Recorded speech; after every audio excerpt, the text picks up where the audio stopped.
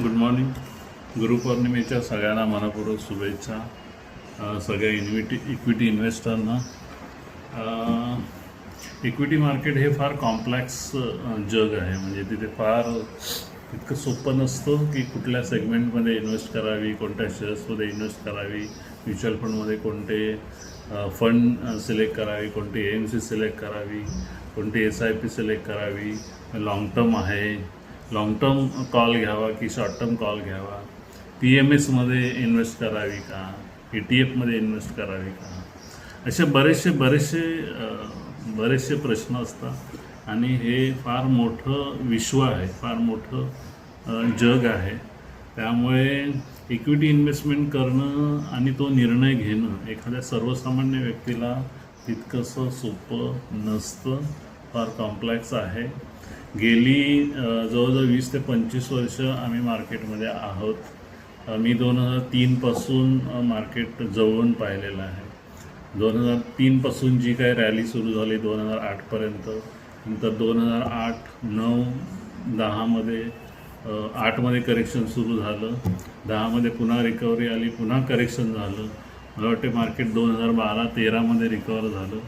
आणि 2014 नंतर जी काही रॅली सुरू झाली ती म्हणजे अजूनही सस्टेन आहे. इक्विटी मार्केटमध्ये मला वाटतं गेल्या 10-12 वर्षामध्ये फार कमी करेक्शन्स आली. जर कोरोनाचं 6 महिने सोडले तर ते 6 महिने सोडून असं फारसं 2008 सारखं असं मेजर काही मी करेक्शन पाहिलेलं नाही आहे. Indian equity market is one of the safest, म्हणजे जगातलं फार मला वाटते चौथं कॅपिटल मार्केट आहे जगामध्ये.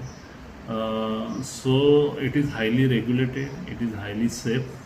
आणि जे कंपाऊंडिंग रिटर्न गेल्या 15-20 वर्षामध्ये मिळालं आहे ते ऑन ॲन ॲव्हरेज 12 ते 15, काही फंडमध्ये 15 ते 20% अशा पद्धतीने मिळालेलं आहे. आणि इवन तुम्ही लार्ज कॅप किंवा शेअर्सच्या बाबतीत जरी म्हणाला तरी लार्ज कॅपने ॲव्हरेज 15 ते 20% रिटर्न दिलेला आहे. शॉर्ट टर्ममध्ये तर फार प्रचंड मिळू शकतं.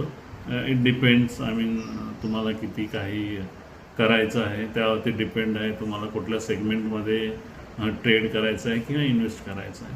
त्यामुळे हे फील्ड फार कॉम्प्लेक्स आहे. काय करायचं हे आपल्याला ठरवायला पाहिजे.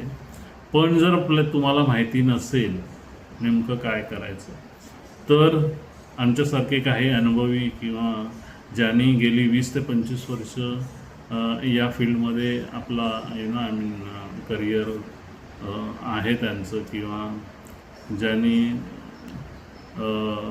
या इक्विटी मार्केटमध्ये सगळं अनुभवलेलं आहे, ते सगळ्यांचं म्हणजे मार्गदर्शन तुम्हाला मिळू शकतं.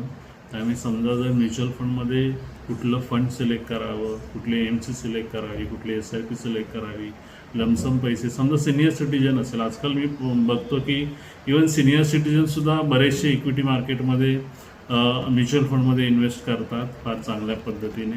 पण सिनियर सिटीजन असेल मग त्याने कुठल्या फंडमध्ये कुठल्या सेगमेंटमध्ये जावं हे पण थोडं डिसाईड करावं लागतं, कारण फारशी रिस्क घेऊन चालत नाही. त्यामुळे तुम्हाला जर असा प्रश्न पडत असेल म्युच्युअल फंडमध्ये कुठल्या AMCमध्ये कुठल्या फंडमध्ये सिलेक्शन करावं, किंवा जर डीमॅट अकाउंट ओपन करायचं असेल आणि डीमॅट अकाउंट ओपन करून शेअर्समध्ये जर इन्व्हेस्ट करायची असेल तर मग कशा पद्धतीने करावी, या सगळ्यांचं जर तुम्हाला मार्गदर्शन पाहिजे असतील तर तुम्ही कधीही आम्हाला संपर्क करू शकता. 2020मध्ये इक्विटी मार्केटने फारसं काही रिटर्न दिलेलं नाही आहे.